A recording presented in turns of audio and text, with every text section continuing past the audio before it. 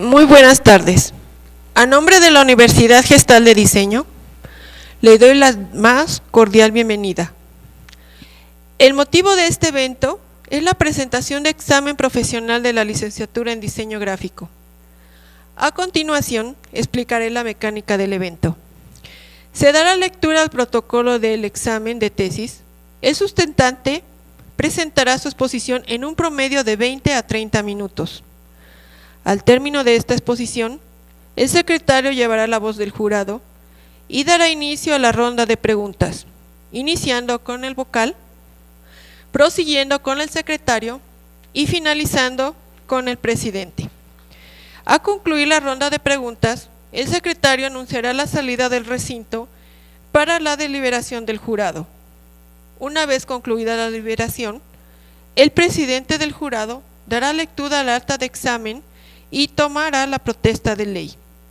Le pedimos al público guardar silencio, apagar sus celulares y no distraer al sustentante. Presentación de una tesis. En la ciudad de Jalapa, Enrique, Veracruz, siendo las 12:30 horas del día 22 de agosto del 2012, estamos reunidos para efectuar la evaluación de tesis para obtener el título de licenciado en diseño gráfico, presentado por María Jaidea Ávila Alvarado. Los sinodales son el presidente diseñador gráfico, diseñador Adrián Lara Castillo, secretario comunicador gráfico Adalberto Tafoya García, vocal Ignacio Colosía Velázquez. Puedes iniciar.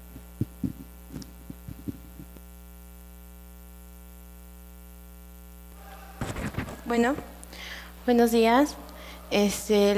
La tesis que les voy a presentar es Un fantasma en la ciudad, rediseño de un libro con Scanimation.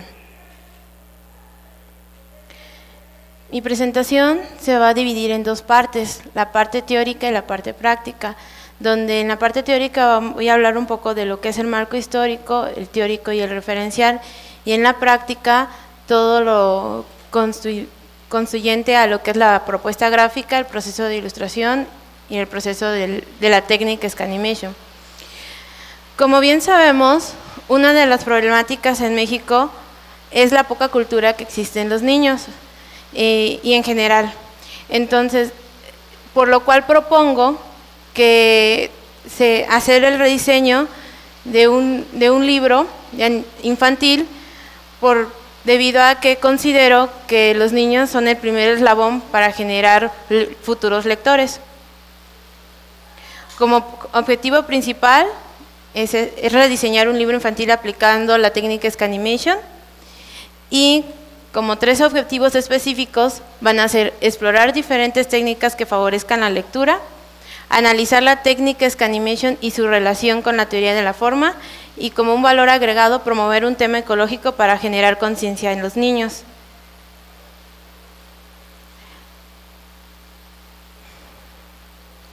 En el marco histórico les voy a dar un breve recorrido en lo que es cómo evoluciona la relación de texto-imagen. Todo inicia en la Edad Media con los manuscritos iluminados, quienes fueron creados por monjes con la finalidad de transcribir lo que son sus conocimientos, hasta que en el siglo XV nace lo que es la Biblia Pauperum, traducida como la Biblia de los pobres. Esto pasa debido al nivel de analfabetismo que existe. Entonces ilustran la Biblia completamente para transmitir lo que dice la lectura, hasta que en el siglo XVII nace, se podría decir, que el primer libro enfocado para libros, Orbis Sensualis Pictus, fue un libro creado para enseñar diferentes lenguas y fue diseñado por Amos Comenius,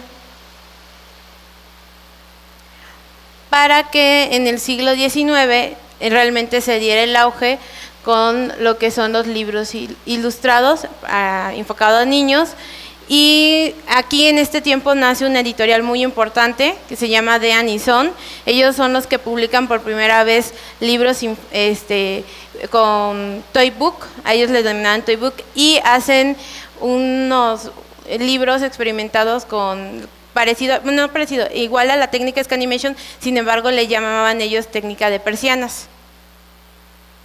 Hasta que en el siglo XX Rufus Butler Cedar realmente fuera el que sacara más a la luz lo que es la técnica Scanimation.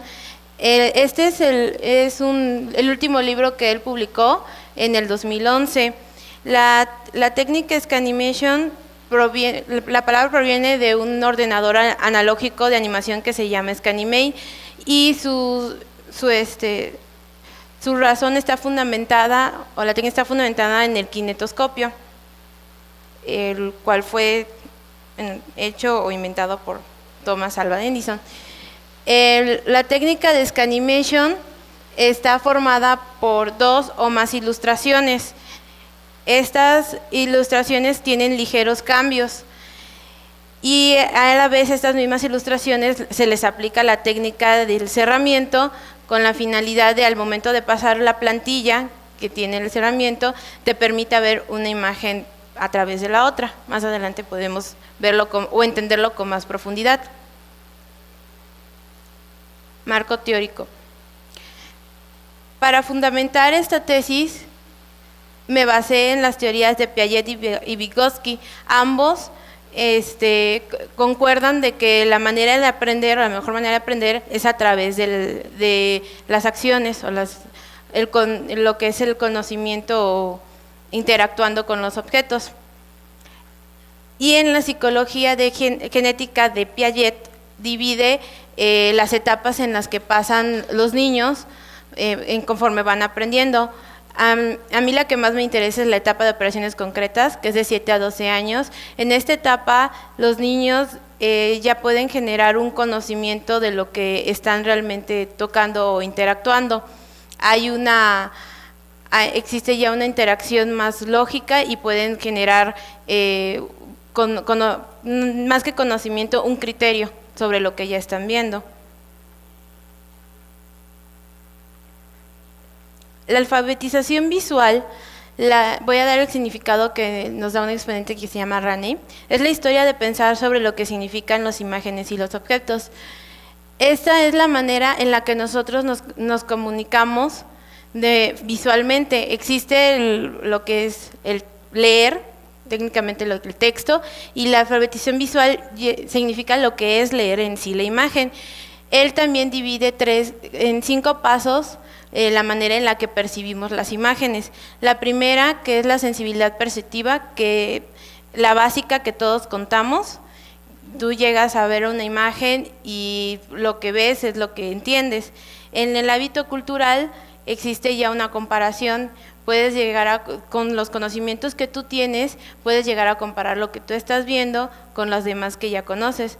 Y en el conocimiento crítico ya puedes generar una crítica, como lo comenta, sobre lo que estás viendo y comparando. Y en la apertura estética aprovechas esos conocimientos y tienes la oportunidad, o tienes el conocimiento para generar otras, digamos que imágenes creativas.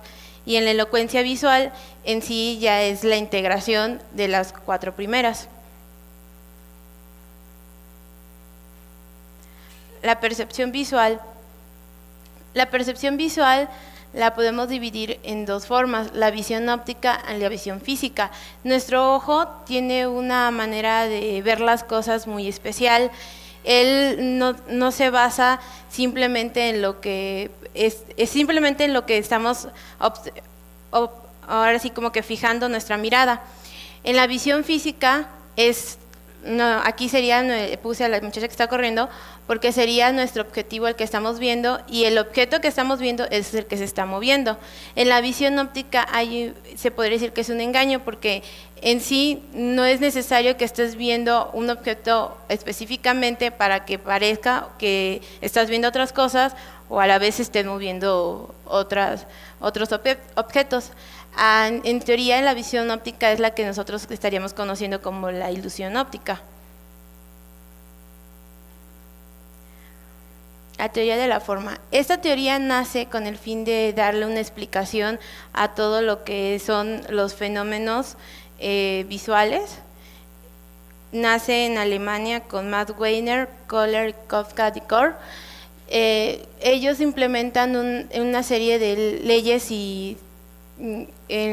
para darle explicación a este tipo de fenómenos. Sin embargo, yo solamente les voy a mencionar algunos que son los que utilicé dentro de lo que es la tesis. La primera es el cerramiento, que todos podemos terminar de ver el objeto. Realmente no es necesario que veamos la pieza completa para que sepamos que ahí es un muffin, por ejemplo. La ley de la similitud. Tendemos a agrupar los objetos de acuerdo a su color y forma. Y es la manera en la que agrupamos los objetos. Figura y fondo. La figura y fondo es una manera de simplificar las imágenes de tal forma en la que puedes llegar a separar lo que sería el fondo y la figura, y puedes llegar a ver las dos cosas, tanto la figura como el fondo. Aquí sería ya de acuerdo a la percepción de la persona que vería primero. Y el movimiento común. Esto significa que las imágenes pueden generar un flujo a través de un patrón. Si miramos hacia el punto, vamos a tener la percepción de que se estén moviendo lo que está alrededor de nosotros, las imágenes, ya que llevan una dirección y por lo tanto generan inconscientemente un flujo, un movimiento. Ley de la proximidad. De acuerdo a cómo estén las imágenes agrupadas a distancia, es como lo vamos a agrupar.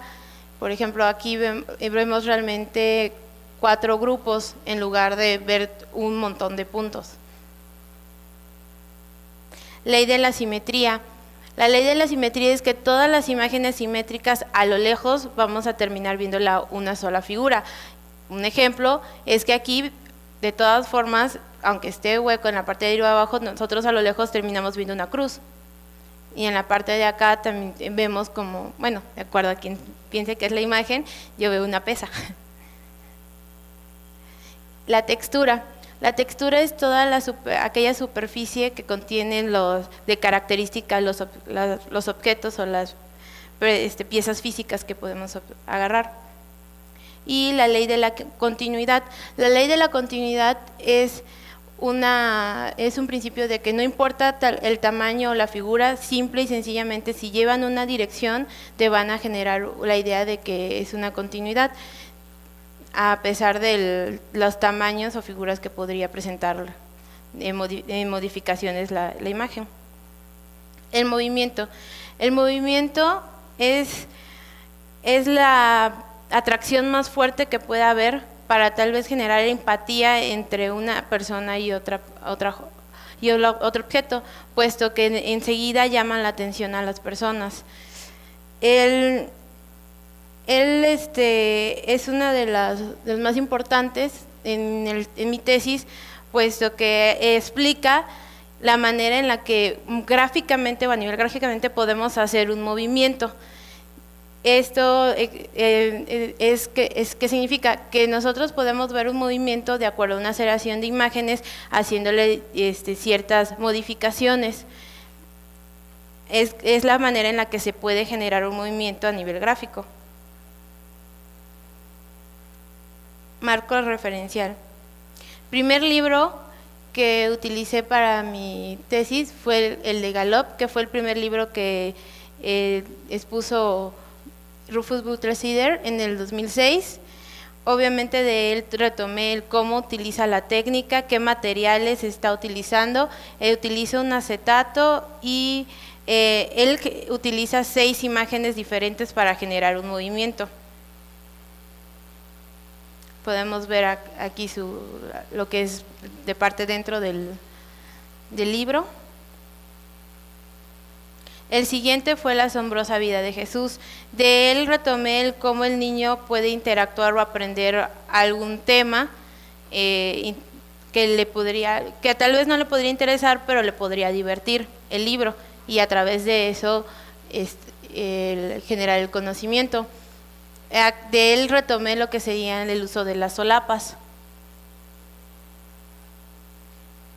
Aquí podemos ver que tienen unas pequeñas solapas en donde el niño puede alzar y debajo de ellas puede encontrar otras imágenes, otras acciones completamente de la persona.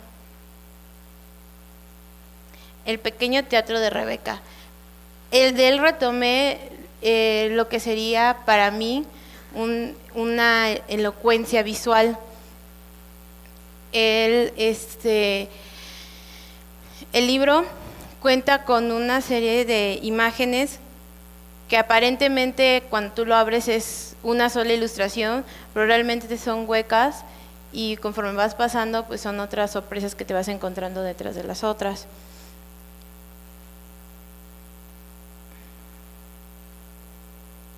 Y el último, el de Nella Foresta del Bradipo. En este libro podemos encontrar lo que sería el significado del movimiento y también un tema ecológico, como ejemplo.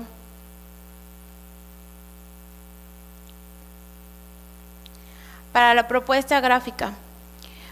Para hacer el rediseño del libro, se tomó la edición que fuera Un fantasma en la ciudad, por el tema que contiene, tema ecológico, que iba a ser un valor agregado en lo que es el proyecto, y se analizó lo que son sus ilustraciones y su diseño editorial.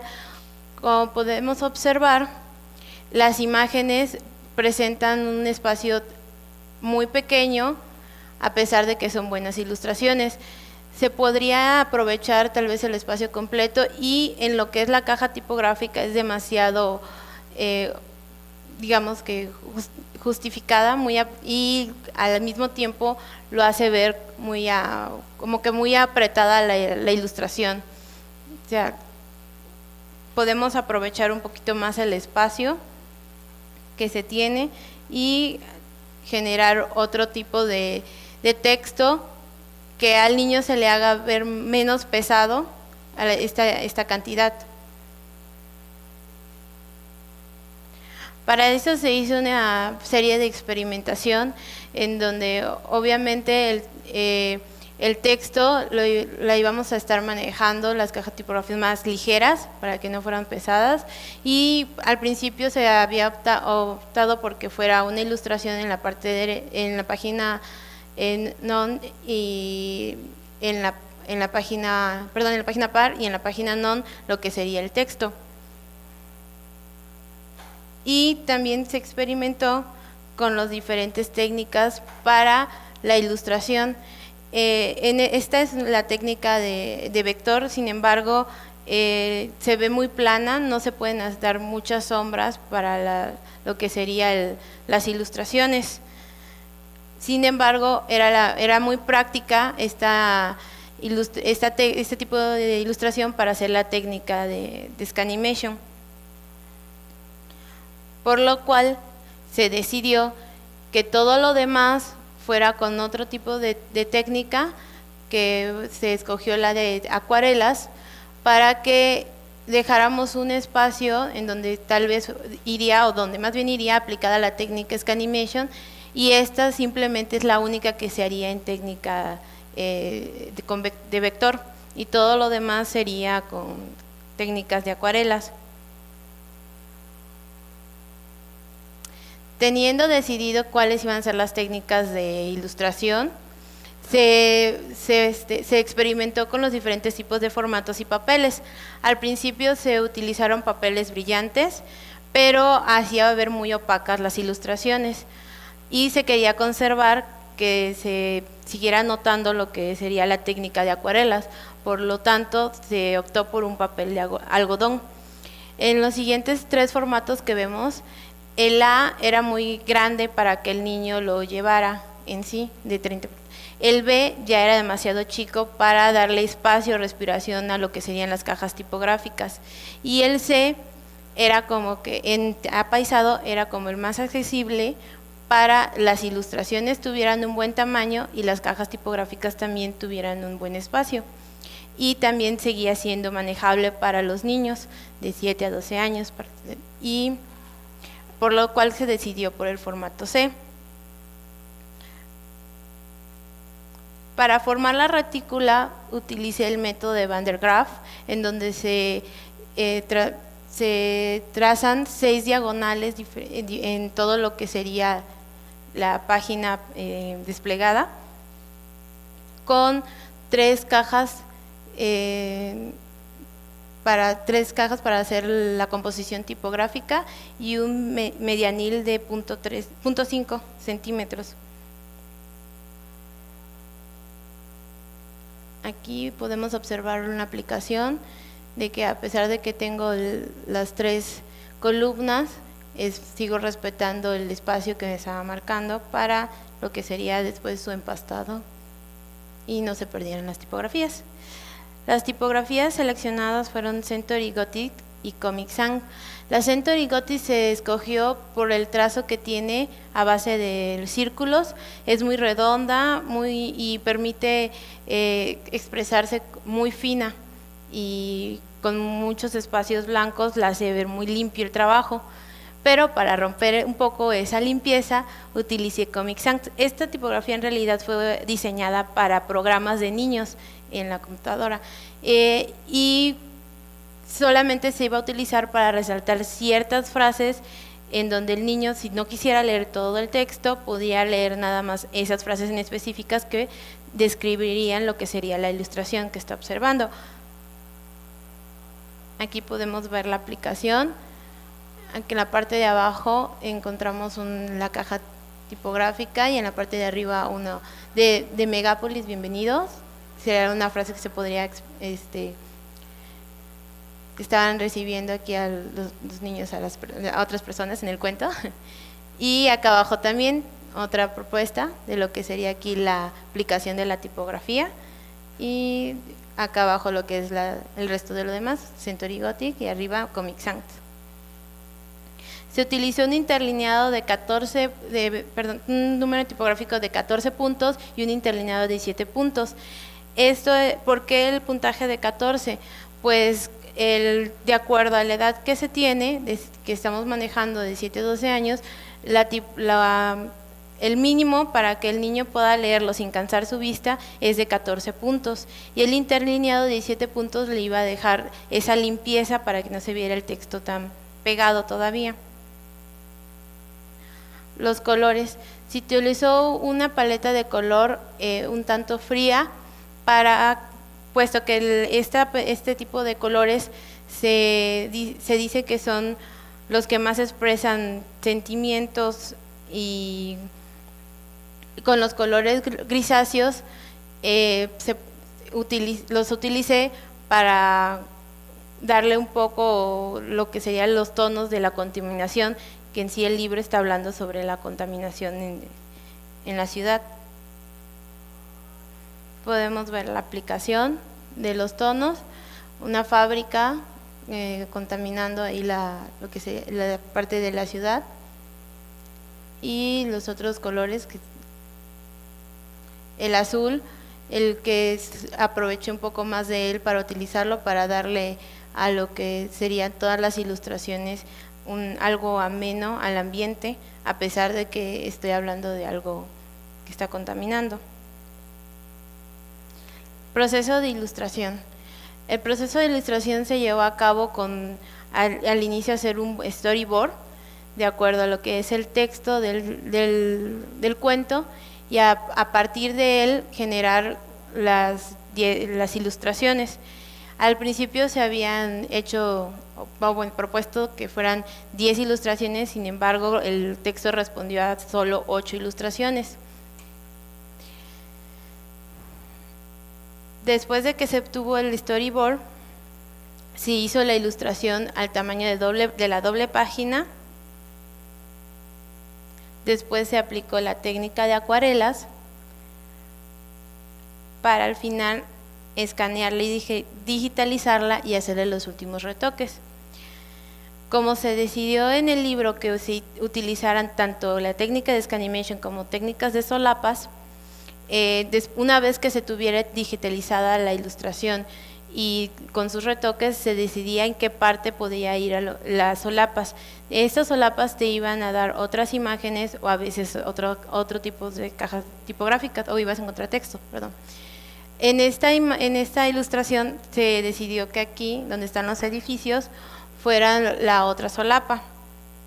Por lo tanto, se recortó en lo que es en Photoshop, se limpió la imagen y al final se hizo el dibujo de lo que iría detrás de esa solapa, para que una vez que se tuviera digitalmente se pudiera dar el efecto de la solapa, que ya esto es lo que iría arriba de ellos.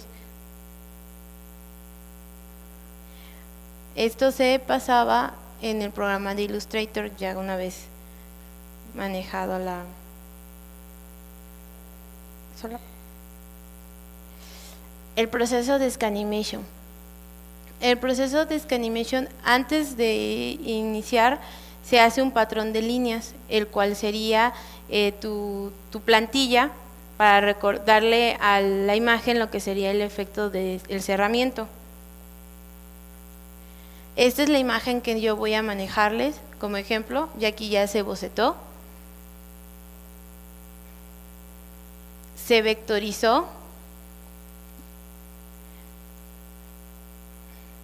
y una vez vectorizadas se hicieron dos ilustraciones con ciertos cambios. En esta podemos notar que es un poco más alargada que esta.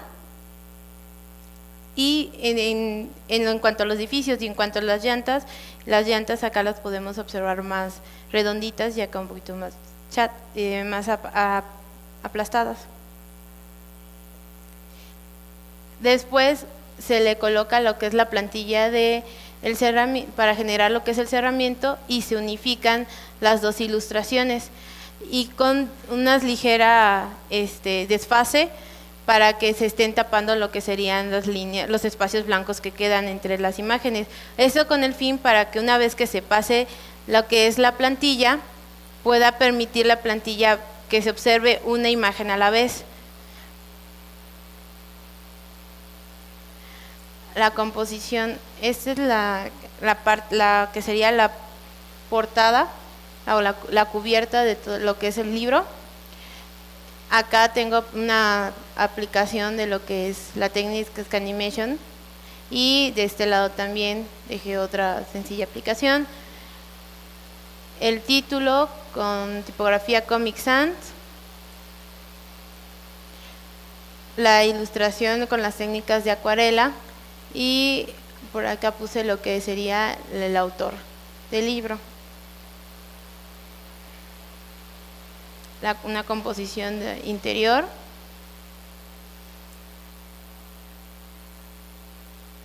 Para la elaboración del diseño editorial de este libro se decidió también por diseñar la identidad. La identidad gráfica se llama Grupo Editorial Búho. Se decidió que fuera la palabra búho, puesto que el búho es un animal que representa mucha inteligencia y sabiduría. Esto es debido a que se considera que es un animal muy observador y receptivo, y es una característica muy de los niños. Ellos son demasiado receptivos, por lo tanto es que se decidió que fuera este animal el que representara la editorial. A continuación les voy a presentar un fragmento de cómo se funcionan las ilustraciones.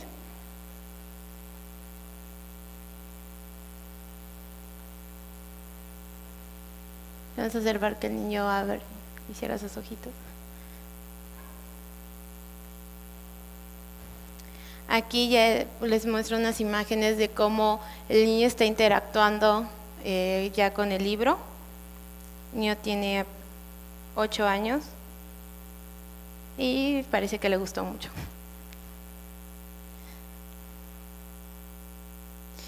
Para la producción de este libro se decidió que fuera a nivel regional. Serían unas impresiones en ejemplares de 350 y se repartirían en estas principales librerías para que tuviera un costo de 432 pesos el libro.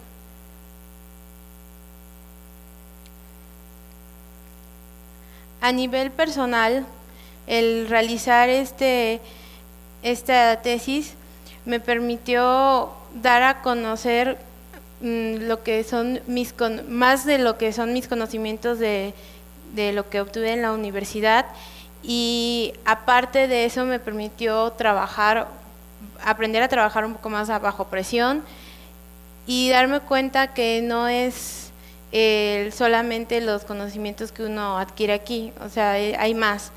Y obviamente que el explorar otras técnicas y reinterpretarlas me permitió ver más allá todavía de lo que yo conocía. Al principio, cuando hice esta tesis, pensé que Rufus Bulter-Cheder había sido el que había inventado la técnica. Sin embargo, conozco esta editorial de Anison, que a lo mejor muy pocas personas lo conocen, y también experimentó con este tipo de libros que a ellos les denominaban toy book, y era de persianas. Y bueno, también que la lectura infantil pues es el primer eslabón para generar futuros lectores. Y me despido con esta frase de un autor favorito que tengo: a los niños pequeños les encanta jugar e interactuar con los libros, de Salisbury. Gracias.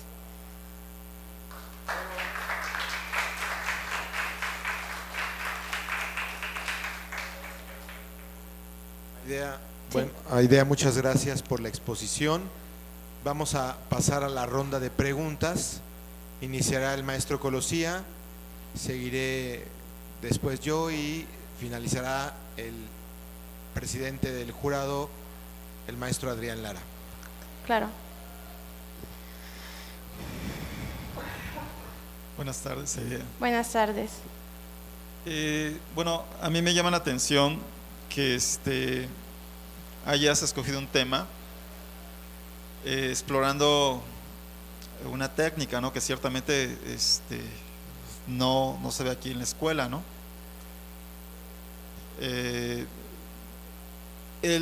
Tu libro, bueno, yo lo veo dentro del marco teórico de la percepción visual, y específicamente en el tema de la ilusión óptica.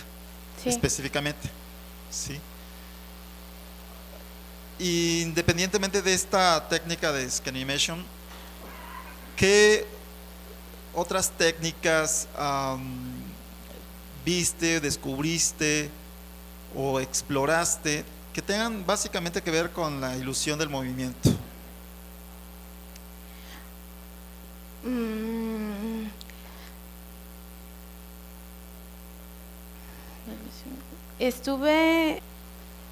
Pero en realidad todas las técnicas ahora sí, con la ilusión óptica se basan en el mismo principio, que es el principio con el que se hizo el kinetoscopio, y es a nivel gráfico, como lo mencioné cuando estaba hablando sobre el movimiento, es la simple y sencilla seriación de imágenes con diferentes cambios. Esta técnica se utilizó bueno, ahorita generalmente lo vemos más con los souvenirs, como tazos, no sé si alguna vez jugaron con estos movimientos. No es muy usual en libros, pero sí es, digamos que todas las técnicas que estuve observando se basan o la ilusión óptica en sí se basa en eso, en lo que es las seriaciones imágenes a nivel gráfico. En lo demás, como lo mencionaba, lo que es la visión óptica, ¿no? O sea, es de acuerdo al ojo, lo que es el objeto que se está enfocando es como vas a ver el movimiento. Puedo poner un ejemplo. Puede estar una persona parada frente al mar y ver cómo se mueven las ondas del mar, pero sin embargo, si él se pusiera como el movimiento del mar, realmente él no vería que se está moviendo el mar, más bien vería que se está moviendo el puente. Eso sucede porque su objeto de enfoque es lo que cambia, ¿no? Entonces, Otras técnicas que pude observar en sí pues, sería nada más lo que la técnica, los ordenadores analógicos, que era el Scanimate, el kinestoscopio y de ahí pues, creo que sí serían los únicos que en lo que son a nivel de ilusión óptica esos, pues nada más. Gracias. Sí.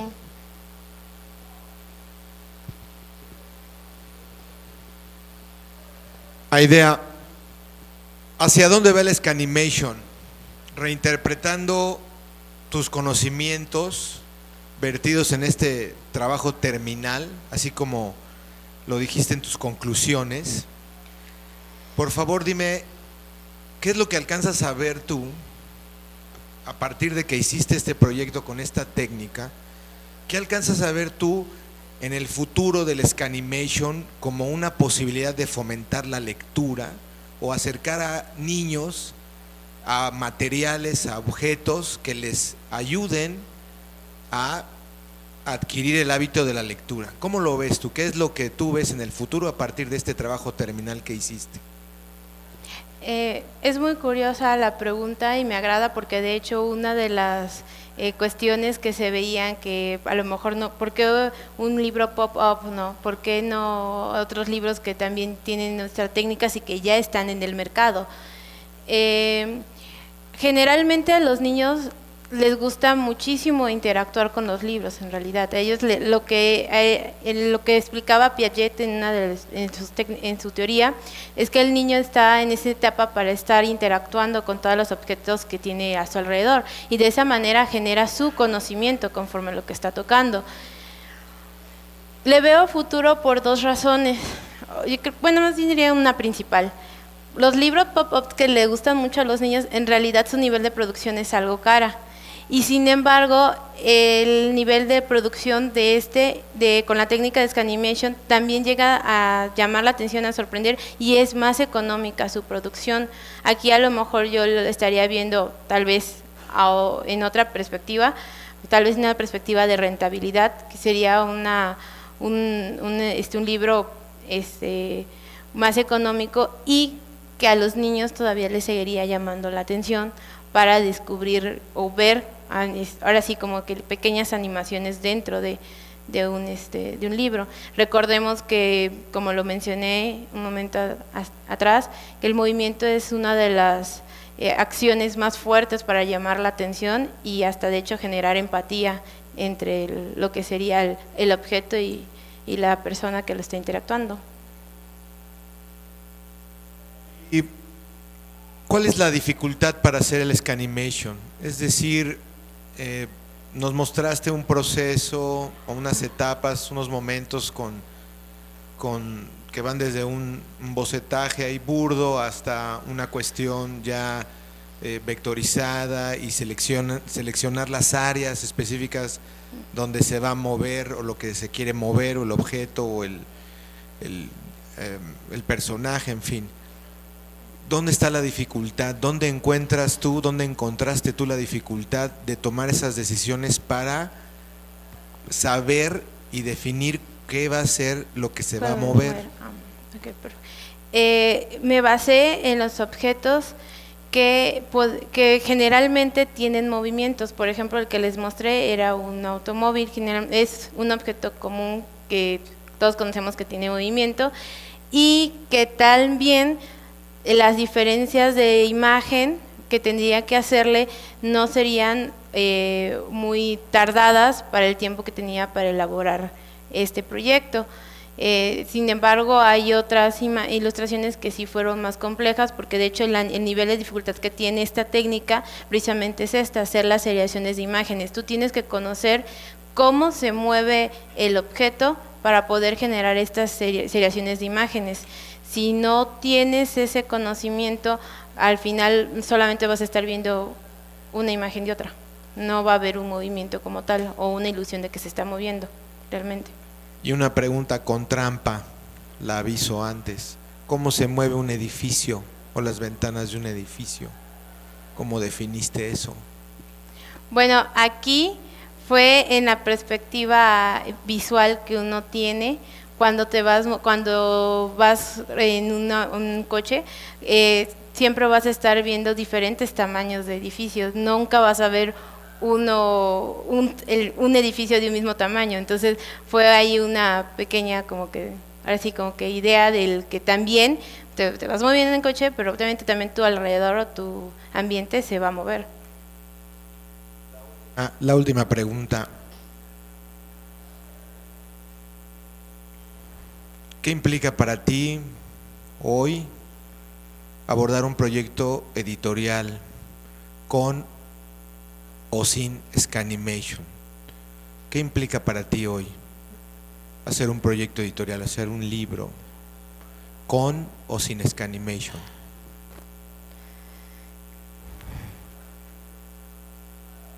¿Qué implica para mí?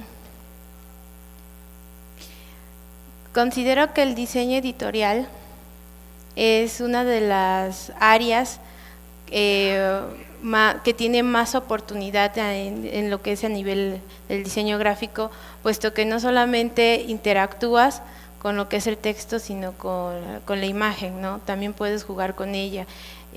Como lo comentaba al inicio, todo lo que fue mi historia, la pequeña historia de cómo fue evolucionando la interacción de imagen y texto. Ahorita, en estos tiempos, parece ser que ya hemos visto todo, pero en el diseño editorial puedes seguir descubriendo nuevas formas de colocar o interactuar o integrar lo que y hacer una unidad, la pieza que es de imagen y texto. Para mí eso implica hacer un diseño editorial, explotar así todos los conocimientos gráficos. Gracias. Buenas tardes.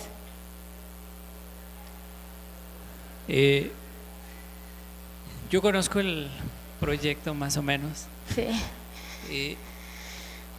Y considero que después de hacer un proyecto así, debes llegar a ciertas reflexiones, y después del tiempo que ha pasado de la realización, sí. ¿A qué reflexiones llegas tú después de haber ejecutado este proyecto? ¿Qué te hace pensar la realización de este trabajo, ¿no? Que el conocimiento que obtenemos en la universidad es muy pequeño comparado a la realidad. Son los conocimientos que obtenemos aquí, son simplemente la base, pero ahora sí como que la base teórica. La práctica estamos hablando de otro nivel. El que tu trabajo compita realmente con trabajos de otras personas ya es diferente. Definitivamente esa es la reflexión que me dejó, puesto que ahorita podría decir que tal vez nivel estatal sí me gustaría presentar mi libro como una buena propuesta, pero tal vez a nivel nacional todavía le haría ciertas mejoras, porque ya estamos hablando ahora sí de lo que es el ámbito real, lo que es competir con otras personas. Otra pregunta, ¿qué le cambiarías a tu proyecto?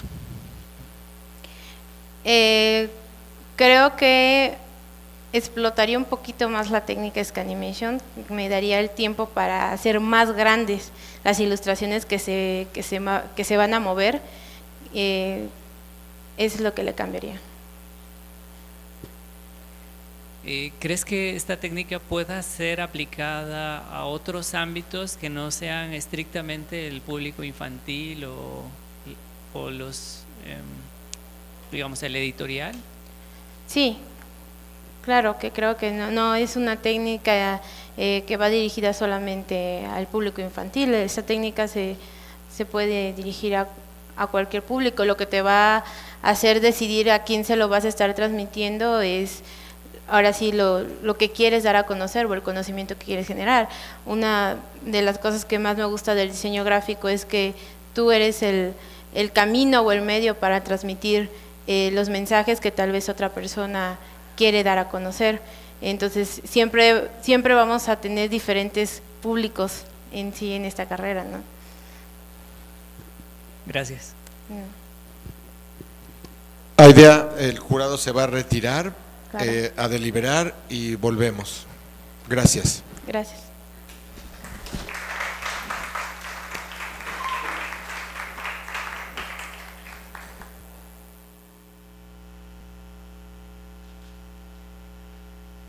En la ciudad de Jalapa, Enríquez, Veracruz, a las 12:30 horas del día 22 del mes de agosto de 2014 se reunieron los miembros del jurado integrado por los señores diseñador gráfico Adrián Lara Castillo, diseñador gráfico Ignacio Colosía Velázquez, comunicador gráfico Adalberto Tafoya García, bajo la presidencia del primero y con carácter de secretario el último, para proceder a efectuar la evaluación de tesis para obtener el título de licenciatura en diseño gráfico con reconocimiento de validez oficial de la SEP, según acuerdo número 933101 de fecha 29 de enero de 1993, que sustenta María Aidea Ávila Alvarado. Los miembros del jurado examinaron al sustentante y después de deliberar entre sí, resolvieron declararla aprobada por unanimidad. El presidente del jurado le dio a conocer el resultado y procedió a la toma de protesta de ley. María Aidea Ávila Alvarado, protesta usted que en el ejercicio de su licenciatura en diseño gráfico comprometerá todos sus conocimientos, habilidades, actitudes y valores éticos al servicio de la sociedad, enalteciendo con su práctica diaria a su universidad y favoreciendo el progreso social en todos sus ámbitos. Si así lo hiciere, que la universidad y la sociedad se lo reconozca. Si no actuaré así, se lo demande. Gracias.